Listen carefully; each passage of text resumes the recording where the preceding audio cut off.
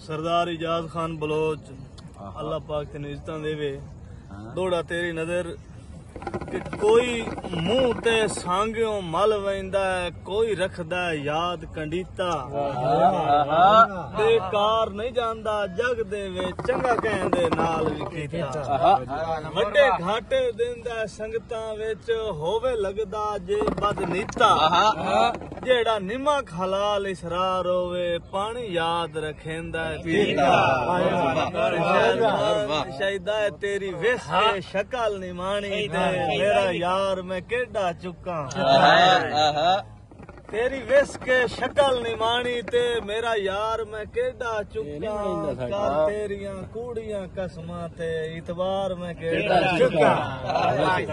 हाँ तू सजों रकीबां दा दिलदार मैं केडा चुका।